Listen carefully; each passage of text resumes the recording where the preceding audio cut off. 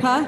I am. It probably won't work. I think I need to fix your printer really quick. I can do it in like 2 seconds. Oh, okay.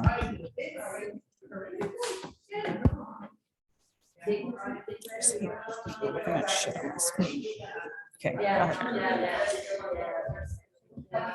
God, why are your icons so tiny on here? I don't know. I think I was something at some point to mess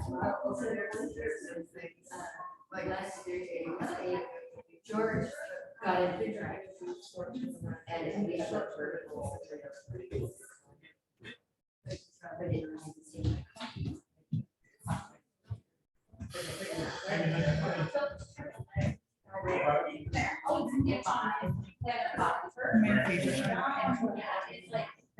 It's the best.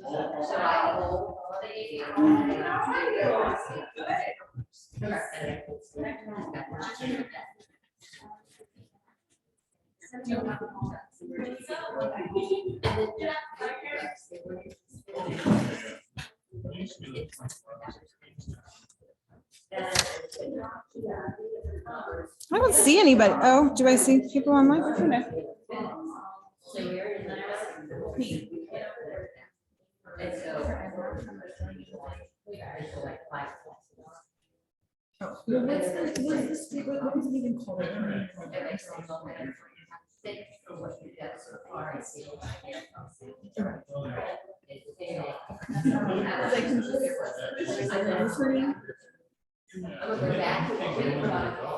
I'm just like, I like went to sit down and like, where did what the hell was that thing called?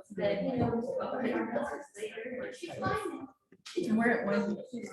So and where it went. And I can just put it on. I think I can make a copy of the rest of this. Yeah.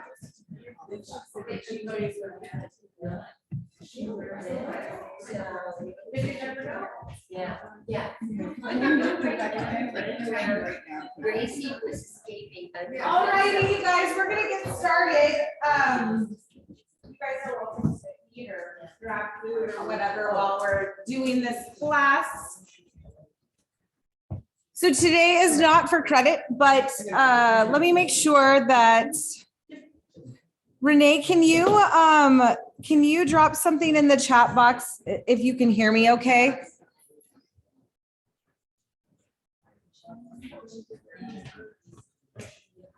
There, did you say pie? Oh, I thought you said it looks like really good pie. I was like, we're like gonna have to hold on for a minute. Okay, awesome. Okay, that's like my language. I just like dessert. Like I'm like just like I will pick like dessert over anything. Like I don't care about French fries. I don't care about. I didn't know that. I knew you didn't like caramel. I don't like caramel. That's the only thing. Yeah, I made brownie sundaes and I put caramel on them and she's like, I don't like caramel. I'll eat anything Caitlin makes. So she brought me curry and like that's kind of like touchy. It was good. Even Lindy like your daughter shoved your face out of the I know. Okay, so today's class is kind of a fun topic, ish. And it is, yeah. Well, some of it's a little sad, and some of it's kind of surprising, and some of it's just kind of weird. And I think you will learn from most of this class that the answer is back to Joe's favorite answer. It depends. I'm gonna get Joe a shirt that says it depends. Okay. So meth, death, and stigmatized properties. This can mean a lot of different things. And particularly when you're selling real estate. Let me see. What's going on? Yeah.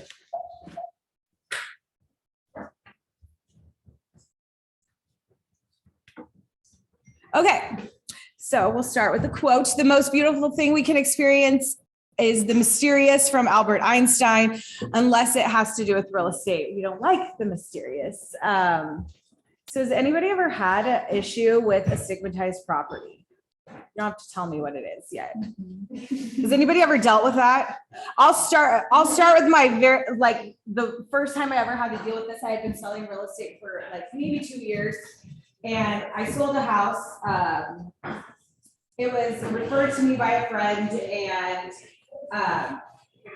Fitzy was representing the buyer on, and it's funny because I didn't really know who she was at the time. I just knew she was like, I was kind of scared of her.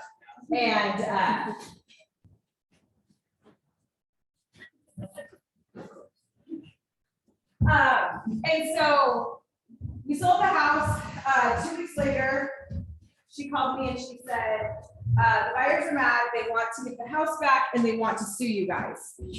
And I'm like, over what? And she said, well, you never told us that the house had ghosts. Oh my God. And I started laughing because there's a lot of people have a lot of different beliefs. That's not what this class is about. But I'm just not into that sort of thing. I'm into like more factual information. And she was dead serious and she got mad. And she said, Devin, this house is haunted. The neighbors even say so. They want to give the house back.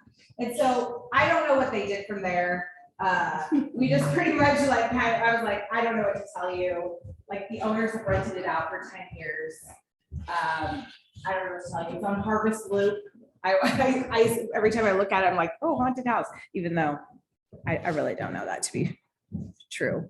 Anyways, so this class today is a lot less about haunted houses than it is about other types of stigmas we've come across in real estate, but we'll touch on that one a little bit. You know, I grew up in New Hampshire, and that was a thing. Well, I learned from Pretty old, and anything that affects property value, I would like to disclose. So I learned from my research that Alaska, maybe because we don't have a lot of houses that have like tons and tons and tons of history here, but it is very much a thing in a lot of different places. So inevitably it'll make its way here someday. What I learned is also that there's very, very few laws, rules, or regulations surrounding this topic. And so like a lot of what we have to defer to is really best practices and like what is the smart thing to do. I never would want to use the law as like just how I do things. I would use that really as like the minimum requirements. Because if you just went by what the law says, I think you'll be rather surprised about how little the law says you have to disclose. Now, just because the law says, whatever your situation is outside what the law specifies, does that mean you don't have to disclose? No. Or should not, or like you shouldn't disclose? It depends. It depends, for sure. Okay, so let's get, this is like, there's quite a few slides for an hour-long presentation, but let's just talk about the history of disclosure. Disclosure came because they started getting concerned about the consumers and what they were buying. I think we can all agree we're, as our society evolves, we're getting more and more litigious. 76% of lawsuits in real estate have to do with disgruntled purchasers. And we can no longer totally consider ourselves in the era of caveat emptor, which I'm sure you guys have remember from pre-licensing, which is let the buyer beware, which is how real estate was done for years and years and years and years. So today what we're going to learn is meth. We're going to talk about meth, and I'm going to tell you a little story, which Carolyn maybe would be the only person that would remember this. Is this still an issue and something we should still be aware of? The requirements and best practices for disclosure of death, whether it be murder, suicide, natural causes. Obviously, there's other causes of death, but and this is talking specifically when death occurs inside a property. We're going to talk about, again, law versus best practices. What is a stigmatized property? It can mean a lot of different things. But most importantly, like, how do you protect your clients and yourself in these transactions? Okay, so a huge part of this is going to be about meth. And I learned so much about meth. So I would assume that you guys all know somewhat what meth is, but it goes by a lot of different names. And honestly, I didn't know some of these names were synonymous with methamphetamines. Meth, it can be called speed, crack, crystal, ice. It's a synthetic drug that is compounded by a list of common household goods. So why do we care about meth and how it's made? Because hopefully none of you do meth.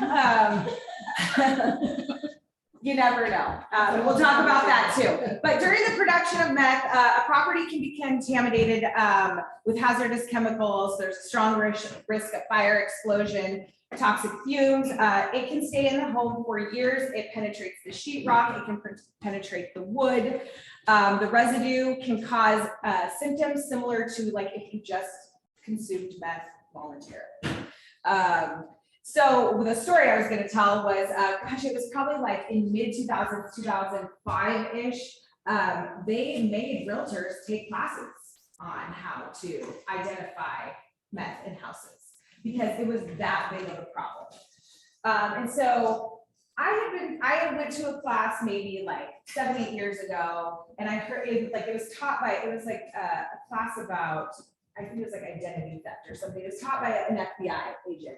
And he was talking about meth and the opioid, issue. And he was saying, we've really got a hold on the meth labs. Doesn't seem to be a problem. What's really the problem is heroin, which is typically imported in. It's not typically manufactured here. So I just wanted to know, is that still true? And the answer is no, it's not true. Meth is very much a problem. There's like I hope I have this statistic on here. What was it? 54% of opioid overdoses also had meth in their system. I thought it was fascinating. I thought it was like one or the other. Like I think one's like more of a speedy thing, and one of them was more of like a lay on the couch thing. I think. I don't know. Anyways, you will see these products in your stores, your local stores. So these are products you should be looking out for. Obviously, I mean, there could be meth production, and I'm not going to put it above any household demographic whatsoever. But have you ever been in a house and you're like, something's not right? And usually it's a house that's already been vacated. I think we're probably going to start to see some more foreclosures enter our market, more than we've seen in the past 2 years anyways. You might see signs of stuff like this. Maybe you see signs of products like this in the woods, because people that are getting foreclosed on typically aren't concerned with disposing their trash. We've seen an overabundance of broken down cars in the driveway. Mm-hmm. Broken down cars. I mean, just like things that kind of just give you like the. And you're not gonna Yeah. besides just being able to. Or meadow lakes. Yeah. These are the things that you would be looking for. Things like acetone. Like maybe if you see these things in a collection of stuff all together. Acetone, that's like nail polish remover, right? I'm not going to be able to pronounce this. Ammonia, basically. And I can't pronounce it. Ephedrine, which is obviously why you have to go show your ID to buy Sudafed now. This is the reason. Hydraulic acid used to make plastic. This stuff is so corrosive, it's capable of eating flesh. Dismantled batteries. So they use lithium, red phosphorus, toluene, which is brake fluid. This residue, what? Toluene? I'm unfamiliar with this stuff, but this residue soaks into anything porous, like carpeting, padding, drapes, drywall. Often the property has to be stripped down to the studs and then the studs treated. So, I mean, this is like, you sell a property that we don't do our proper research on. Obviously, we can't be held responsible for things that we don't know about. And I'll tell you some stories about that. But we have to like make sure that we're doing our due diligence.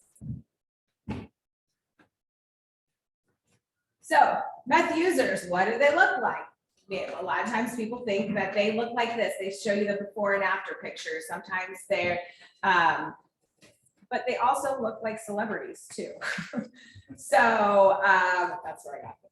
Yeah, like they're saying that the reason that you see often the combination of the two drugs being used together is it's how like people like stay functioning. Like they can't, like the heroin is what they're addicted to. They use the meth to be able to function and go to work every day. Jeez, who's that about? Is that the Iron Man there? Yeah, Robert Downey Jr. We would not like that. I know. I think he's been sober since 2003 or something like that. It's like been quite a while. Since he was winning. Yeah. That's how and that's how they're lot clear. That was cheating, right? Yeah. Okay, so what are some of the signs you can look for? Strong chemical odors. We were taught that it smells like cat pee. So like strong cat pee smell, no sign of a cat. Like in cats, I'm a cat lady, so there's really easy to detect a cat. You can look for hair in the blinds, like hair around the edges of the carpet. You just can't get rid of it. It's just, you love them. But it's like a pneumonia smell. That is supposed to be the telltale sign of a meth lab. Blacked out windows, properties that are reported to have frequent visitors, stoves and hot plates, blow torches, propane tanks, lots of kitty litter. I found that one interesting. I could not find where the reason for the kitty litter, because that would throw you off, obviously, with the cat thing. This is soaks up, Yeah. soaks up spills. This is basically my witch shop. So.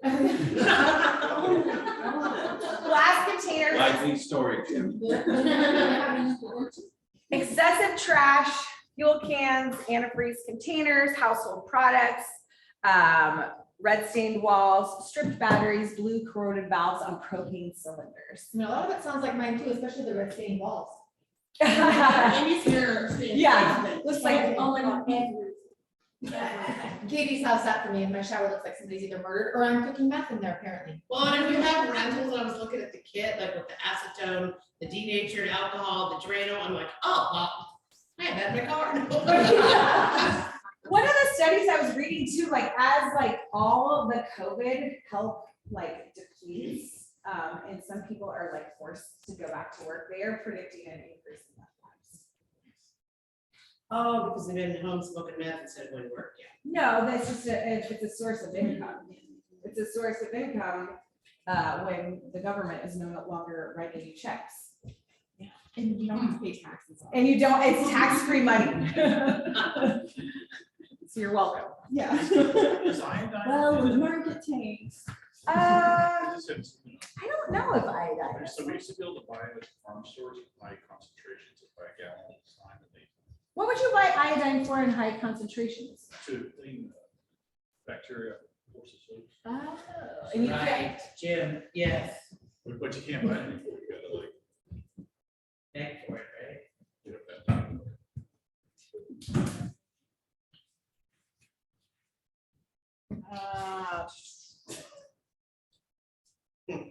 Okay, so like I said before, a lot of there's like a perception that meth is kind of gone away and been replaced by opioids.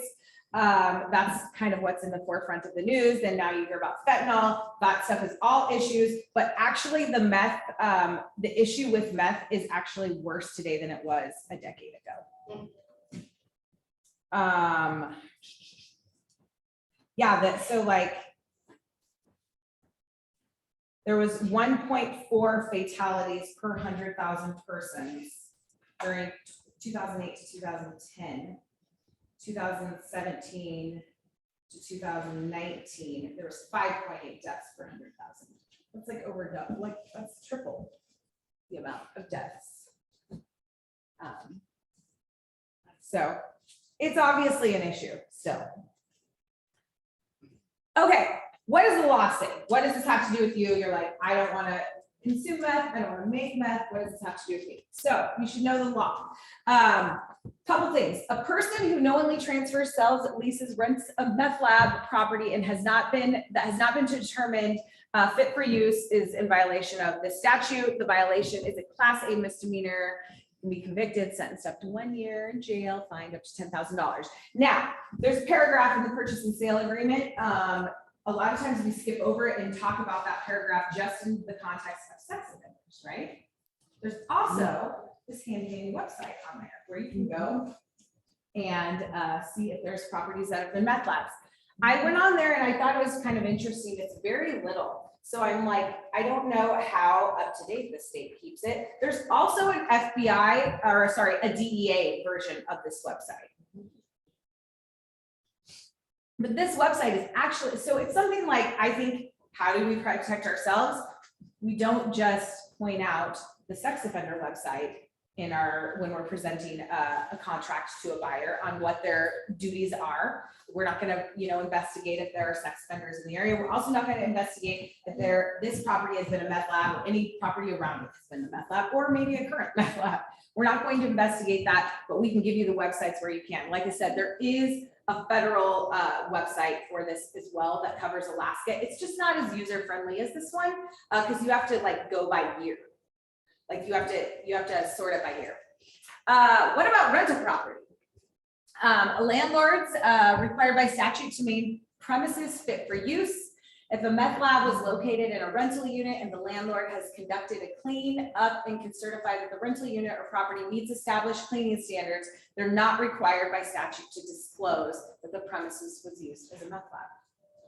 However, the landlord may want to consider disclosing the nature of the property, weighing the benefits to inform prospective tenants in consideration of their right to know. Property owner may want to seek legal counsel to evaluate the most prudent disclosure practices to protect themselves. So meth lab, like the meth lab remediation, I couldn't find any companies that like advertised that they did that. I assume like some of the other like mold remediation and stuff, those companies do it. I also found that there's actually test kits that you can order and do yourself. I couldn't get an answer from a couple of the inspectors who they would recommend, because it just doesn't, like, it's perceived that this is not an issue anymore, but they are anticipating an issue of this coming back. And like I said, when we were in, like, I don't know, it was probably around 2005, 2006, they made us go through a training with like law enforcement. Yeah, it was like, I remember they brought us down to the Wasilla, like the fire department or something like that. And we had to do a class on like what to look for. Also, I've heard, that wasn't like in this slides, but I've also heard like extremely yellow stained walls, which could, like, if they were extremely yellow stained walls and you didn't smell cigarette smoke, that would maybe be an indicator that maybe something needs to come up. The black that goes up the wall. Is that still meth? I don't think that is meth. I don't think it necessarily, I mean, I don't know that that's an indicator of meth at all. I think that's an indicator of like poor ventilation and like insulation. You know what I'm talking about? Like where you can see mold though. but you're talking about where you can see the studs. No, Sometimes that's just- right. That's the best paint job. Just the, no, it's just like the shiny black that goes up the wall, candles. Yeah, candles. Candles. Okay. Especially if it's shiny, it can be wax and just like. I mean, I'm not saying that that's not an indicator. I've just never been told that's an indicator. Could be somebody smoking like the wall. All right, so let's talk about issues that are not physical issues, things that maybe have psychological things, stigmas attached to the property. So this could be things like murder, suicide, paranormal activity, that's the one I struggle with, sex crimes, crimes against children, and what does like the law say about the disclosure of that? Scary.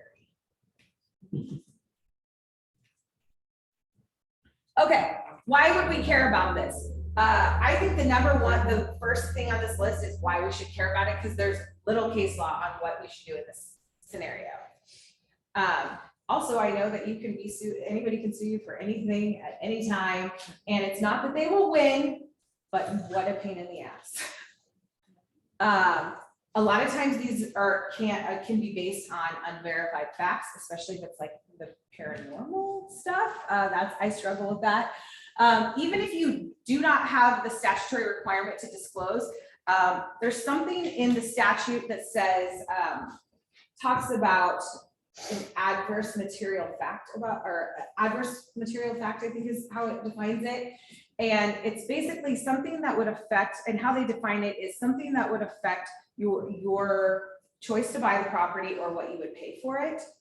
If it's something that would affect that, I think they could probably extract that from the statute and use that in a court case. Are you holding out on the buyers? Obviously, you could risk losing their trust if somebody doesn't want a stigma disclosed. As a listing agent, telling the buyers about a stigma without the seller's permission could potentially breach your fiduciary duty unless you're required by law to disclose it. So that is a really tricky line. Like, I mean, can you guys think of an example where that would be? I had the guy's son killed himself on property 5 years ago. Isn't that, oh, is it, what does it say on the property? Three.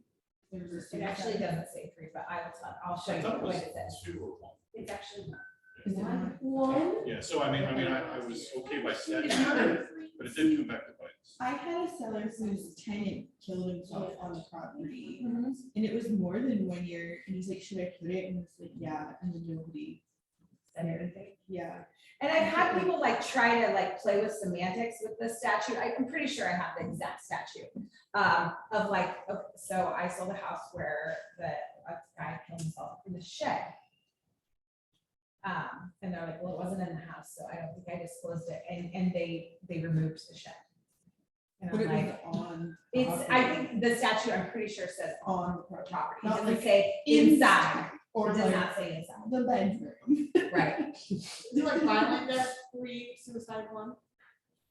Just one all around. Didn't it used to be like the owner was one, the realtor knows about it, it's 2? Something like that for a while.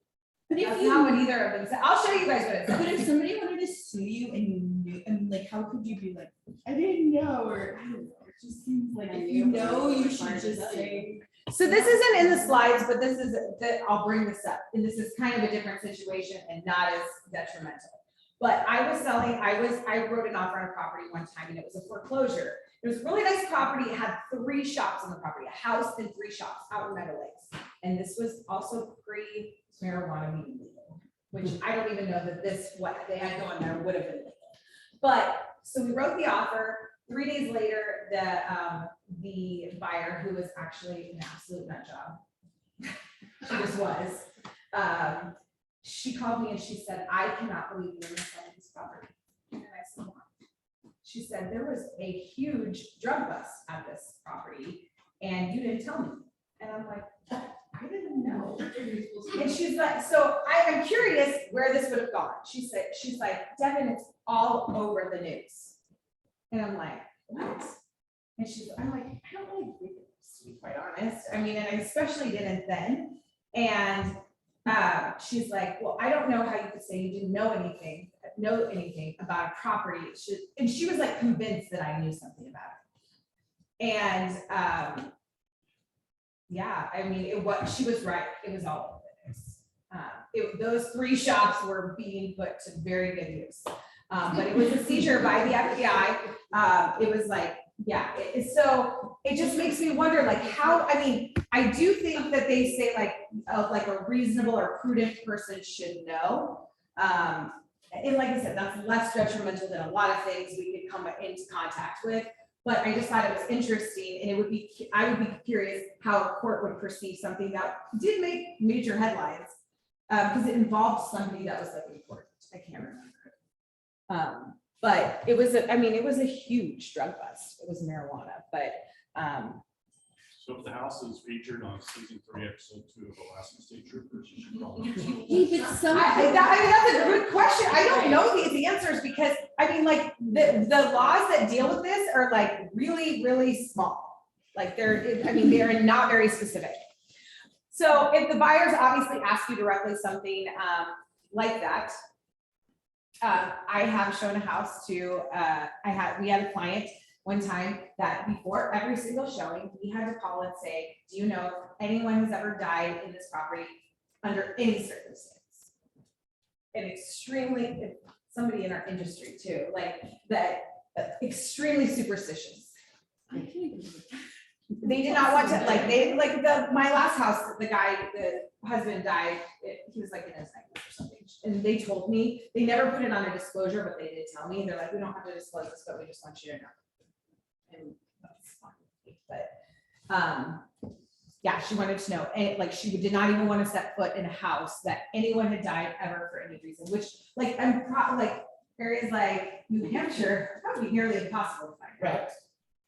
Although there's a website about it, I'll show you that too. If the buyers ask you directly, you run the risk of misrepresentation if you fail to tell the truth about something you know. As a buyer's agent, you have the fiduciary duty to your clients to inform them of anything you know about the property, even if the disclosure is exempted by law. I'm not sure of anything exempted by law. The only thing that kind of came to mind about this is, and I had an issue with this when I was working at Century 21 and it was on the peninsula, that somebody died in the house and it was not, I don't know. Anyways, the person was HIV positive. And somehow the buyer knew that and they wanted like confirmation that that was the last person. And that is, you cannot disclose that. HIV. It's a protected class. Yeah. Which is interesting because it's not listed out in protected classes, but HIV, like somebody with HIV. Your medical status is not. Except personally, when we want to know, I mean, if there was. I understand that. I do, although I think I've heard that like it doesn't like once it's. When you would have been dead, Like, yeah. I heard like hepatitis lives longer than How HIV. long? I mean, that wouldn't be, I mean, maybe you want like a hazmat team to clean it up. By the or time you're done something. closing, it'll be good. I actually think it like lives less than 24 hours. Yeah. once in the air. Like, So how many people have showed that house of Marty's or Jay's on Elk? The funny little log cabin that's scary. So that garage was where they grew the best weed in the valley. Because, well, Jay told me, and it was, I'm like looking around, it's getting be nicer to bring that back. Yeah, I got told. Jay, And these, yeah. don't you? Well, he for sure does not. I mean, he might be a fun story. Okay, so here's some stuff directly from NAR or the recommends you do, like with regard to stigmatized properties. They want you to check with your real estate commission or your counsel regarding state law. I will tell you, there's very minimum in the state of Alaska, like hardly anything. If there's no statutory guidance, determine if the stigma is based off of fact or rumor. We could go back to the story with Fitzy of the property on Harvest Loop. I mean, I think that was kind of a rumor, although they say they had confirmed ghost sightings in the basement. I sent you a picture. Yeah. Is it a fact? Consider if it is a fact, consider how material it is to the transaction. How sensational was the event? How long did it occur? Would it likely have impacted the buyer or affect the purchase price? It depends on the buyer. More from NAR. If you have the listing, consider discussing the disclosure with the seller. If the seller refuses to allow you to disclose, evaluate carefully if you want to retain the listing. If you represent the buyers, disclose any known fact about the property unless there's prohibition on such disclosure. Even when the disclosure is not mandatory, it's always advisable. So how did you handle it when the guy had the suicide? Well, I explained to them the laws, don't have to, but I said it's, if they make them back to bite you. So they're pretty much- He said no. They're no. And there was actually someone that died on the property before that too, so it had a little stigma. That's The like kids thought it was. that. And then the See, people I that would- bought it were a little crazy, and they were worried about it, and sure enough, they found out. They did find out? I'm sure they were gonna find out. Neighbors Yeah. down. Neighbors down. Well, we're in like the information age too. You can find out just about anything. And then the realtor asked me, she goes, well, they weren't happy when they found out about the suicide, and I said, which one? Oh, I swear to God, that's what. That was a good So one practice that I know, like this, we're gonna use Fitzy as an example again. We have a mutual friend and his fiance committed suicide in the house. And so she said, and it was within the 1 year time frame. And she said, he just does not want this out there. And I'm like, I totally understand that. It doesn't really specify how you have to disclose it. And so what they did is they typed up a different disclosure, like just really simple, this is what happened, this is, this is, and basically before people came to the property, she made all showings go through her, she didn't put anything online about it, and then she said, here's the disclosure that you need to be aware of before you show the property. So that's one way to handle it, like just to still be sensitive to the clients, because a lot of times you're dealing with family members that are selling properties, that's really still very painful for them. And I, even though the law says 1 year, a lot of times it takes them 1 year to get their stuff together to be able to do it. Like I know, I don't know if it's for sale already or not. But the property, I know that where the kid killed his mom and his little brother in the house. Is that on the market yet? It's going on the market, I do know that. But no, it's not, I haven't seen it come up on the market yet. It's going on the market. It's talking about selling it. I just don't want to have that conversation with people. I just don't. Well, that one, that's over by the college. The guy killed his parents. And then killed himself. Yeah. That one. We How did they disclose that to you? They did not disclose anything. They Well, had it, was it past 1 year too? well, no, they had it on the property disclosure, but Okay. you could schedule the showing and showing time, and if you didn't pull it up, I mean, it was, you just didn't know. We went and looked at it and it was a creepy house. It doesn't say it has to disclose it. I don't think it says it has to disclose it to you before you see Right. it. Oh, Right. yeah, the guy This pulled seems out. like such the a rear waste view. of time. It's We just learned not right. that really quick before I go on any showing. If there's a disclosure there, I'm looking It was because there was blood in the There was shed. blood still in the and there house. was- There was a note in the shed on the wall and it was creepy. What is it?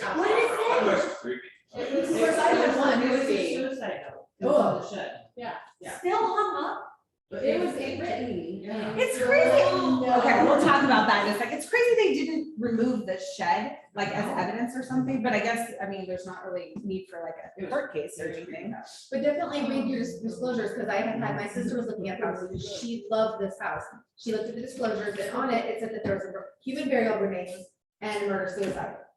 And she said, that's kind of crazy, you think you would have put something in the private comments. Right. And so of course now we're joking about it, and she works for the VA, so she's looking all over, see if she can figure out what this is going on. And finally, I don't know this agent, I can't ask this licensee, like what happened. Finally, after all day of us speculating, God only knows what rabbit trails we dropped down. Like, okay, I just have to ask, like, what happened? I don't ever remember hearing this about this area, blah, blah, she's like, I don't know what you're talking about. If the disclosures say murder, suicide, human burial remains on it, she's like, no, they don't. I'm like, yes, they do. That's why we're not getting showings. Apparently he marked the boxes wrong, I could get to unclick. Oh, God, so we get Yep, so it has been on the market in 2 weeks, nobody's making a great price, great location, nobody's making an offer.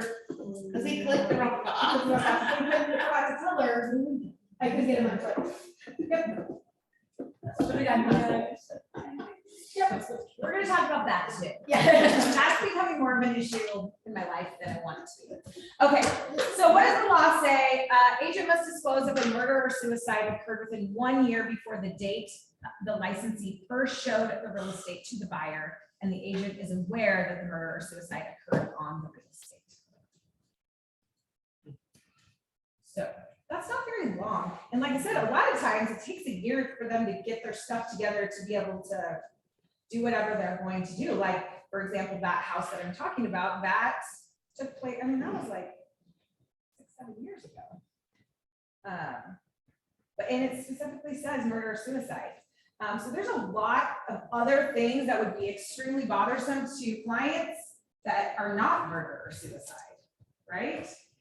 Like, remember that lady that in Anchorage that was like fostering the kids, keeping them in the basement? I mean, the kids were alive when they found them, but I'm not buying that. That's creepy, yeah. Not buying that house. Yeah, extremely. There is a website. It does cost money. Died in House, it's a real website. They have, I did not pay for a report. I should go do my old house and just see if they have the report there. And I think they would get these from maybe like the death certificates or something when they pronounce them dead, like where the location was. You can, they also have, But that's different. The other thing was murder, suicide. right. Death is not disclosure. Right, but what if your client said, like this client a while ago said, if I want to know if anyone's died in the house. I'm not saying you have to go and do this research for them, but I would probably provide them with this website. Okay, so let's talk about a local listing. This house was sold in 2015. It was also sold in 2020. Let's read the description. Wonderful remodel for this classic Turnagain home. Master suite has a total customized bathroom with separate shower, tub, walk-in closet, kitchen's open to the living space, windows, natural light. Living room has energy efficient wood burning stove, bamboo flooring, half bath with pedestal sink. All new fixtures includes lighting, plumbing fixtures, windows, French doors, tile, and more. Sounds lovely, right? Do you guys remember this house? Is that where Samantha was? Yes. Yeah. Same Where house. they removed the shed, yeah, that's awful. Yeah, same house. Sold twice Yep. since then. Really? Like Well, it so was was made his well. where the murder took place. Yeah, but he also like, she was in that shed. Yep. What are we talking about? Samantha Connie. We're talking about Israel. Who, like, so He lived there. Cindy Bell, used to work here. Her husband was one of the lead investigators for APD when they busted this guy. And he said he is quite possibly the most terrifying serial killer he has ever heard about. Oh, cool. Which is crazy because creepy. Have you guys ever watched the like Dateline interview? Yeah, just laugh. It's horrifying. He laughs and he just talks about it as if he's telling you about eating cupcakes or something. Yeah. Yeah, like he kept her preserved, had like the proof of life newspaper thing. Yeah, he took pictures of She her. was dead when that happened, but like when she was, yeah, so terrible, terrible, terrible. But legally, they do not have to disclose this. I thought it was, so the prior listing, the one from 2013 says, so this was John O'Hara that had it listed, which of course it would be John O'Hara. Yeah. This home is to be strictly shown by appointment only. A 90% letter must be submitted with the buyer prior to all showings. That would give me some red flags that there's something going on about this property. They didn't want looky-loo. Yeah, they did. Well, there's people that are kind of weird. And Yeah, like, I think that's cool. yeah.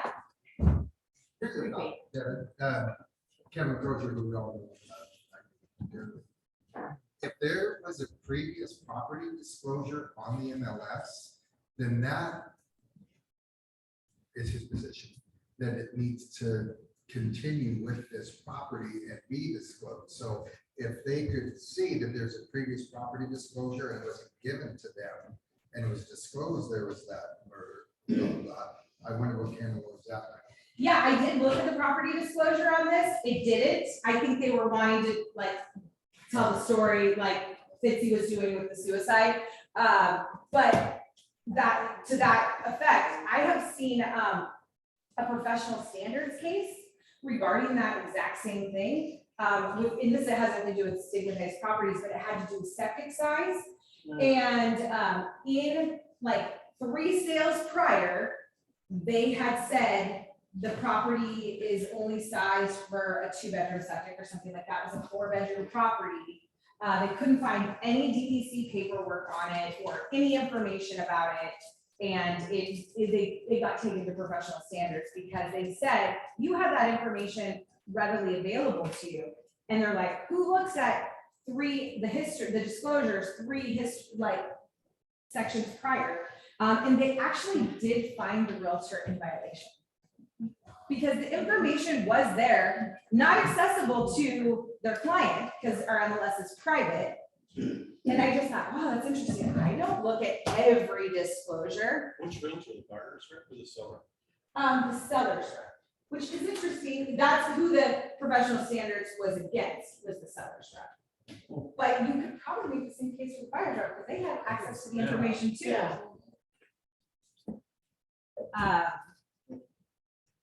So yeah. Pretty creepy. I'm not buying that house, I'll tell you that. Oh, hell no. This was a national case, so this is kind of where more what Jen was talking about. This guy's name is something Stambowski. This was the property, he sued to rescind his real estate contract and get all of his money back. Once he found out the home he was purchasing was widely known to be possessed by ghosts. This home was written up in Reader's Digest and a local publication for its unusual happenings over the previous years. Although the case was reluctantly dismissed in court, it went to appeals and the buyer was given credit for the depreciation of the equity. Where's this house located? This house was in New York, yeah. But it made me think because, have you guys ever been to the Seward Hotel? Yep. And they have like all the things down there. There's like a couple things about ghost stories in those. Like about local things that have happened, and I'm like, is that? It just made me think of that. That's why I used something that was outside the state of Alaska. But often the I'm a little- stigmatization raises the price, Right. especially in Salem. Well, there's a lot. There's a lot of weird. Especially For like sure. in business. Like, Salem has. What in a business it raises the price? No, well, I think it like draws people in. A lot of people like to stay with one. Sorry. Yeah. Where I come from, we have It's Victorian not gonna homes, happen. and they're exactly right. The Victorian That ain't home, drawing no bed and business for me. breakfast, all the ghost sightings, people go there for those sightings. I remember the first time I went to an NAR conference in Washington DC, I stayed at the Omni Hotel, so I was like on the plane, used the Wi-Fi, Google Omni Hotel, the first thing that pops up is haunted hotel. And they're like, no. And I Well, was there's like, three in New Orleans that people go there just to stay because of that. that's weird. I don't Well, know. I was freaked out, and I was like, next time I'm staying at the ship. Okay, so this is a little less crazy than the Israel peace case, but this is one of my recent sales, and this is it was a foreclosure. It was an awesome fixer-upper client of mine that buys and fixes up and flips homes. Went to write an offer on the property. I submitted it. Well, I called John McMullen and I said, hey, I just submitted a property on your one on Richmond or whatever. And he's like, I need you to call me now. I was like, okay. I thought, okay, well, something. Yeah, so this one, and I'm just kind of curious if you guys feel this is a stigma. He said, I'm really uncomfortable with your client buying this house without knowing the full story about this house. So I was like, okay. And he's like, have you ever heard of Bartertown? Yes. I had not. You hadn't behind. Wow. Are you really? She said Oh it my to me God. too. She said, "Do you know about this?" I was like, everybody knows about art. I don't know about art. So this was Bartertown. What is art? So it's fascinating. You guys, like, if you ever just want to go down a rabbit hole, it's fascinating. Google it. It's behind. This was a property, nice location, right off Homer Wasilla Highway. It's Behind actually, Mattress Ranch. yeah, behind Mattress Ranch. Bartertown was a place where they were stealing like stuff from people, and then this was actually a registered business called Bartertown. It was a registered consignment business, but they were stealing things, and this place was like covered with drug addicts all over it. Like they were sleeping outside the front fence. It didn't, so they removed the fence before they listed it as a foreclosure. It was creepy inside. They also figured out that they were breeding dogs there, which is even weirder, like in that kind of. One of the neighbors was posting live feeds. Yeah, so it was Constantly. That house just got sold too. So that house was directly across the street. He was like, I mean, it took like 3 years to bust this I think house. it took longer than that, really. I think it started like 2017 and they busted him right before 2020 or something like that. But he went through it and he's like, okay, well, like we couldn't find any like violent crimes that had gone on there. It was all like theft, drugs, things like that. The guy is like in prison for a really long time. The other weird thing is that his dad lives next door. Isn't that crazy? That is weird. So, I mean, my guy like kind of was like, is this gonna be an issue? Selling this property, and is the guy gonna be an issue? Next door, because like if you read through the news articles that the dad was definitely not helping the police. No, they live next door. Yeah. Yeah, and what if people, you buy the property and people show up thinking that. Well, that's what he was afraid of too. And like having this, so you can't really see how good the pictures are, but like this, it had like this fence across the front and then it had like this thing you had to walk through to get inside. Okay, Nick White was an City lead for me. Was that him, right? Yeah, it was an Is he out of Lead. jail? I don't know, this was like 2 years ago, and I was like, I am done with Obs City. This was after the burn, and I'm like, I'm now getting Nick White out of Farmington. So the guy that bought it, he brought his plumber there to look at it. Which this is an interesting fact. Do you know if you buy a HUD property, and I think we're gonna see more HUD foreclosures, but if an investor buys a HUD property, that their earnest money is immediately non-refundable? Yes, if they're an investor. If Only they're an investors, investor. yeah, otherwise I think you get the 10 days from whenever they accept. If But you're they're an investor. investors, earnest money immediately non-refundable. I thought that was interesting. Learned that. I've done that. So he brought his plumber over there and his plumber's like, oh, I bought something here before. Oh, man. Yeah, the place was creepy and how they had it set up. I don't know what they were doing in there. It was, Maddie showed it for me. It was bad vibes. She's like, he's never gonna buy this. And well, he did. Something I would, if we have a property like this, I think if we didn't do a meth test on it, there would be some kind of liability. As soon as we know it's drugs Yeah. and meth, boy, you just walk away from those. Well, So he did do a test on it and it was fine, actually. So, Yeah, they so- also were just thieves and. no, they were definitely using drugs. There was a lot of needles inside. I had a, well, that's why they had an RV. That's what thing. Yeah. Which is funny because the best RV guy is right next to it. That's where I get. my job. They did their own. Freaking bad. There's like a nationwide company you can order a test kit from. I asked Pat if he did it, but he never answered me. I'm sure he has access to one, because remember he had access, well, I don't know if you remember, he had, advanced look inspection. Kelly Allen doesn't. Meth, really? Yeah, maybe, I mean, I think you talked about it. Yeah, I know Pat, because Pat did a type of test that has to do with welding. Yeah. Yes. Like whatever it's called, because yeah. the people were freaking out, people from California were freaking out that there was a 220 outlet inside the garage. Really? Yes, they're like, why would there be a 220 outlet? And we're like, oh, well, that's a lot of welders, you know, like there was welding inside. And you're like, yeah, So so. they did there, he didn't have a test for that. And it's funny because the testing lab said they are a nationwide testing lab, and they said they've never done it on residents. Oh.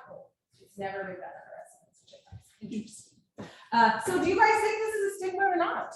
Yeah, because I nagged that, obviously, it was before it foreclosed. I mean, my guy was kind of like, he had bought a meth house before in Eagle River and flipped it. So he was pretty comfortable. He was like, this house is not as bad as that meth house in Eagle River that he had bought. But John McMullen was extremely worried about it. And he like has almost no liability because he's like, you know, he's representing HUD, they're like, you kind of the buyer beware thing. And he's like, no, he's like, they need to like spend a night, like just looking through this. You know my other favorite phrase, when in doubt. Oh, I can't remember, whip it out, that's right. When in doubt. It's not even Thursday. I've been Thursday. Okay, so if you do need it, like, who gets to decide if something is a stigma?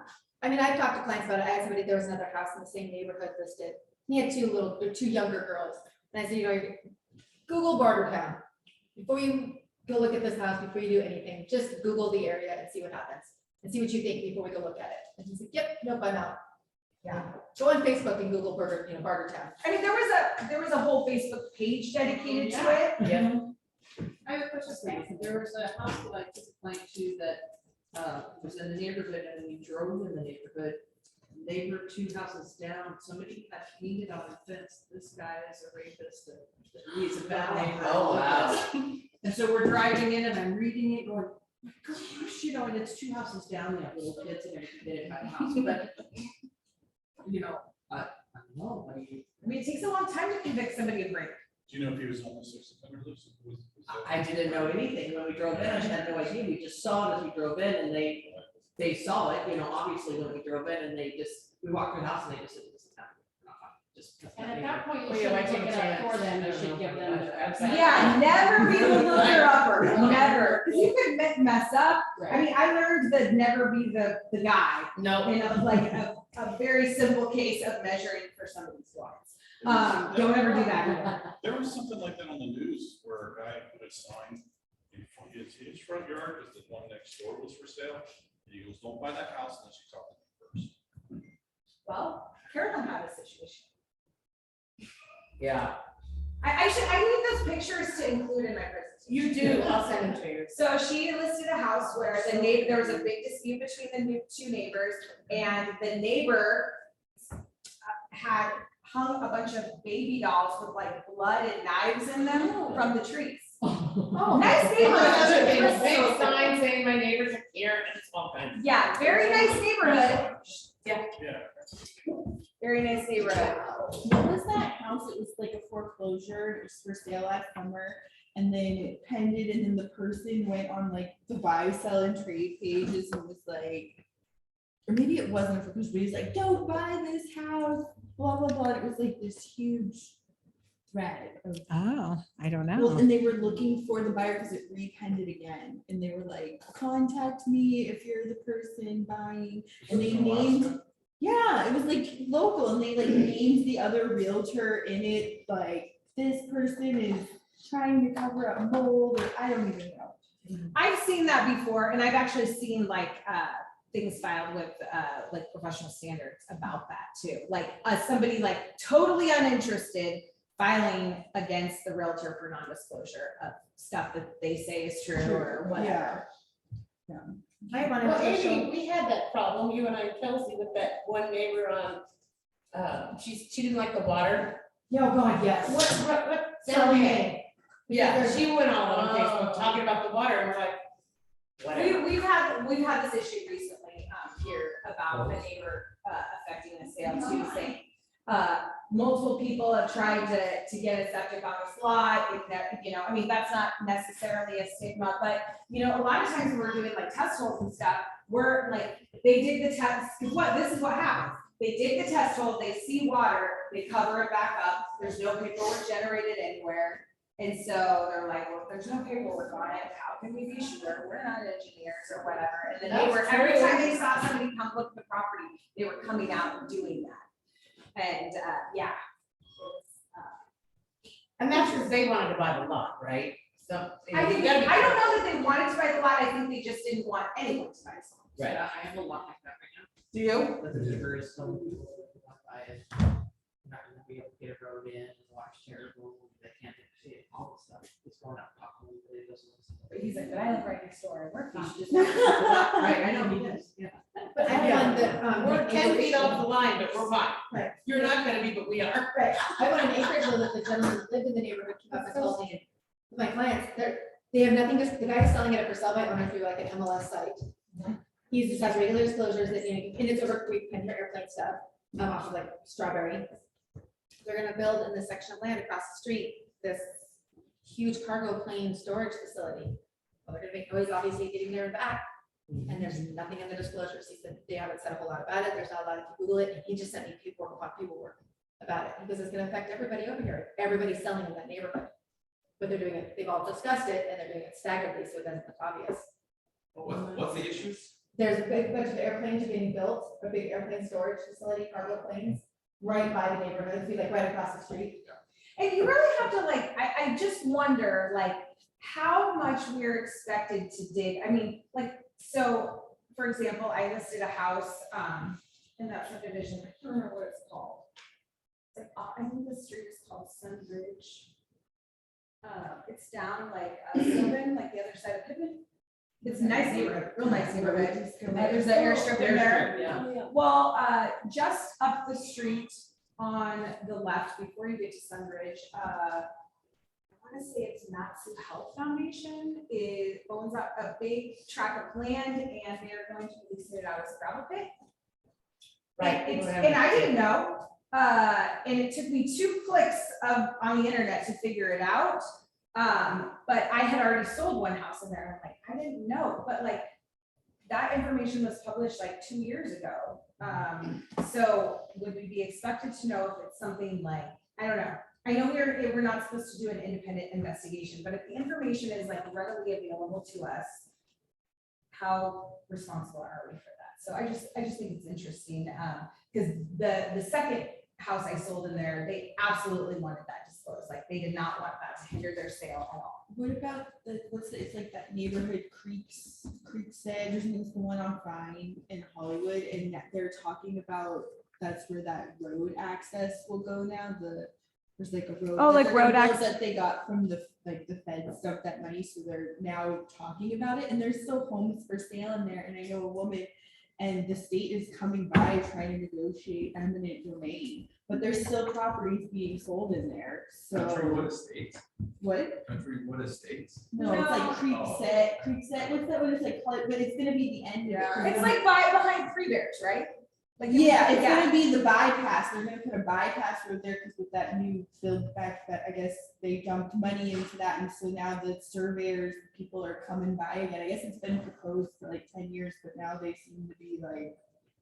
What makes me wonder too, like, remember when the ranch first opened, everyone was like, nobody's gonna buy in here, because they're gonna put this overhead railway in there, which the railroad still does go through there, but they were supposed to have an overhead one, and then they're like, okay, well, nobody has money for that, so don't worry about it. But there's still that one street off the main Yeah. road that is, there's nothing built on it because it's dedicated to that.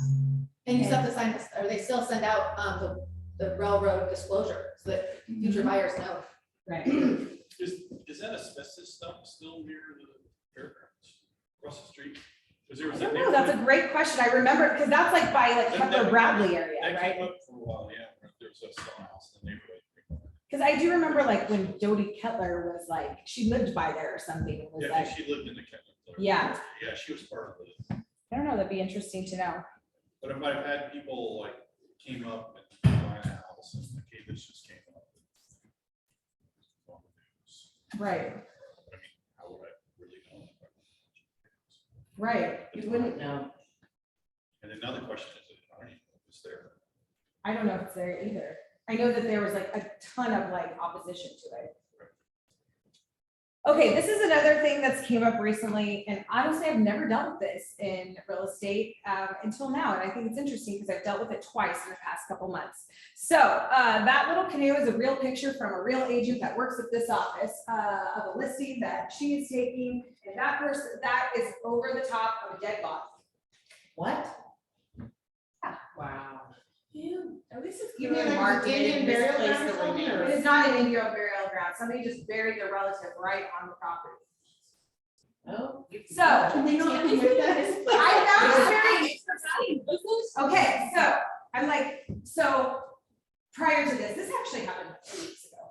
She sent me this picture. I was like, send me a picture. So, this was like 2 weeks ago, but like 2 months ago, there's another real agent that is real property at this office that lists their property. And she said, I have an issue I need help with. And she said, the issue is it's a big piece of property and there's 2 issues. One issue is that the lady that owns it, her 2 ex-husbands are buried on the property. Oh, good. And- And the second issue is, well, I asked too. I asked about that too. I asked about that too. One of it, the lady's in her 80s. The first husband died in his 20s. He drowned in the creek.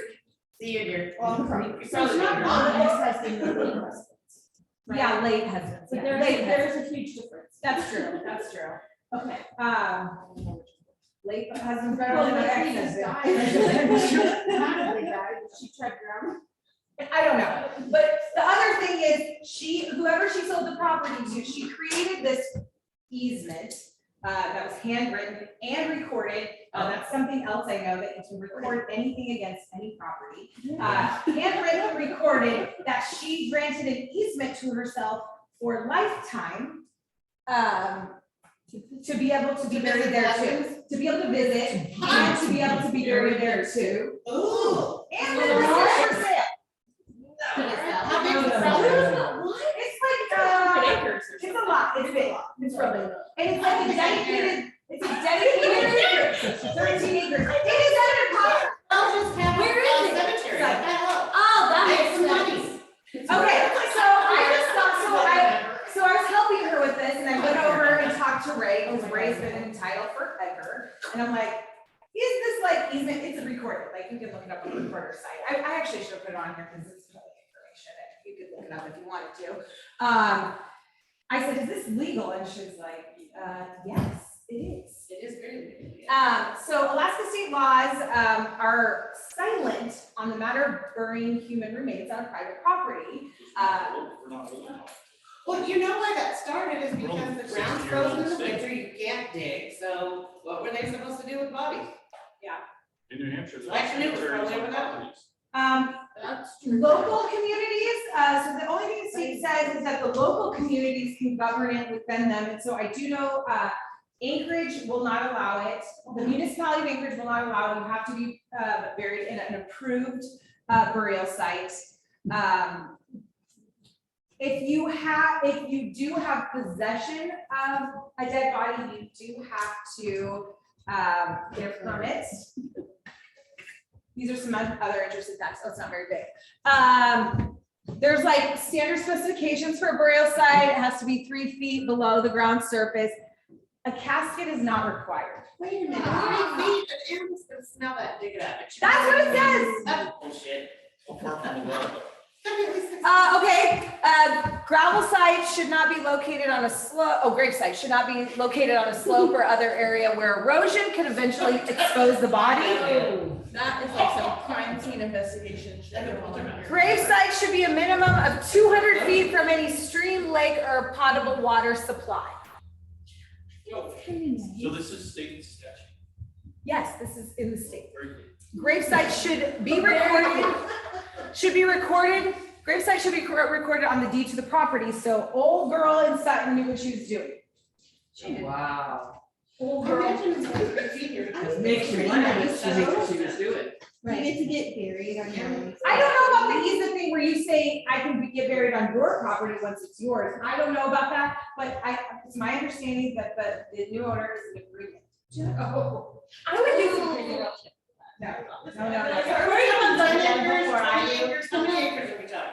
It's like, I think it's 80, I think, Oh, I think well, it's, see, I wouldn't care. it's big, and the easement dedicates, it specifies like, it's like the whole northwest quarter of the, whatever, like, 13 acres, 13 acres of the big piece of land. Can I put them on top? I wonder too. Really not. Can I put them on top of it, or okay? I don't know, Exactly. the only issue I've ever had with this is, I was selling a house in Big Lake probably like 10 years ago. It was her family's home. She grew up in the home, and she was probably in her 50s. And I showed up, they were like the last day before, I think I was coming to pick up paperwork before we took pictures. And she was like scrambling around and cleaning. And she said, we're scrambling around. We just dug up mom, but we can't find dad. I was like, and she's like, oh, it's their urn. And I don't know why that makes a difference to me, but it does. The urn is just ashes. Well, you can't separate them, they have to put more. Yeah, That's the other bother I was burying I was never saying it was their parent. I don't know. I don't know. For real. They were buried there in their front yard. I have a friend of mine, his mom passed away. Go back and pick up their in. Mom's favorite flower was a lilac. I've heard of that, So we but I planted some don't for know. mom. Underneath the lilac. Okay. You need, are we done? Okay, one more thing. There's other stigmas that could be considered. This is one that we haven't seen in a while, and I'm not sure why. Bats. Yes. You just build a bat house. Bats are messed up. They will mess your house up. And there is a house on West Little Lake that was infested with them. And not protected, right? Huh? Yes. They're protected. They're protected. You That's why you cannot have kill to them. They build have to be moved. FBI raids, homes like we talked about. I don't want to talk about it at the time, but like homes that were where issues of like human trafficking or like child abuse, things like that. I mean, there doesn't necessarily, in my opinion, have to be murder or suicide to carry a stigma. Have you seen any houses that have been like used for human trafficking? Not that I know, I just know that one, it made me think of that one lady that was like fostering kids and they found her. Yeah. And it was in Anchorage on the Or like hillside. Butcher Baker, he was to put him there and taking him out to the woods. Yeah, that's true. You know, my aunt was babysat by his wife. Ew. Yeah. Whose wife? Butcher Baker. Oh, I know somebody that knew him, that was up here. Yeah, one of my clients was a corrections officer in Seward, and he said that people would try to call him. Butcher Baker? Yeah, Yeah. because people are weird. Yeah. They are weird. He would never answer their calls. He said he like really kept to himself and. I know a house where a kid was arrested, listing was active. Listing In a church. Yep, and he's still at the Palmer pretrial. Yeah, no, that's a no for me. But I mean, then what do you do? So Yeah, you it's- disclose that, because it's not out there He's yet. not been convicted, so he's He's not. not- He's not convicted, but it didn't happen at the it happened with the church, so was that. No, just bring him back to the room, burn him, so it's really an interesting. Oh my God. Well, I mean, people are so weird. And so I guess that's my question, like, something to really think about, like, In this house, and they're like, oh. what creates a stigma and who gets to decide? Just get ready to. Case by case basis. And It depends. I'm like, we haven't had issues, but. So in summary, know who you represent, know what you must disclose. You don't have a duty to discover things or to independently investigate things, but always keep that in the back of your mind about like the whole disclosures. That might be something you incorporate into your practice. Sellers must give buyers rights to inspect. I just had this happen where somebody wanted to counter back. Their client wanted to counter back, but they couldn't have an inspection. I'm like, I don't think that's a good idea. It's for informational purposes. They do not have to do anything. Right, that's what I You know, mean. you don't have to agree to anything, but like, I mean, a lot of this can be taken care of when you're like counseling your sellers upfront. You always must be honest, your sellers, and then you cannot enable your sellers to commit fraud. And when in doubt, disclose or your neighbor's fault. Okay, always so You have to remove them. You gotta have like somebody come in and remove. And it's expensive. Really? Yeah. Yes. So what are they doing about it? It's not because they're endangered, it's because they're migratory. the bats. They're Yeah. protected. Well, if That's you know why that, they're protected. It's not because they're endangered, it's because they're migratory. There is an issue here in the valley with bats? Oh, yeah. Oh, God, yes. And fire Crossing was in the upstairs of our cabin. There was a house in Willow that was so many bats. So many bats. The whole beam in the middle was just nothing but bats. And the There's a house in Eagle Estates that didn't sell for years and years and years. I think it ended up foreclosing because it had bats and they kept coming back.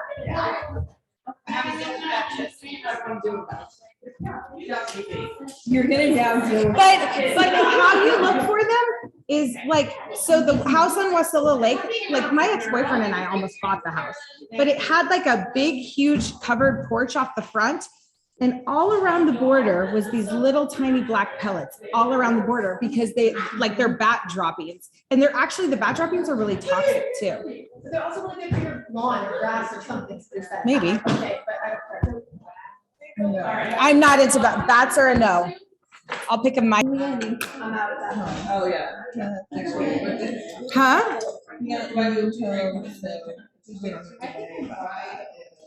Cindy and I closed this crazy guy, and we're listing his house together. Oh, really? Yeah. 28. Somehow we rained.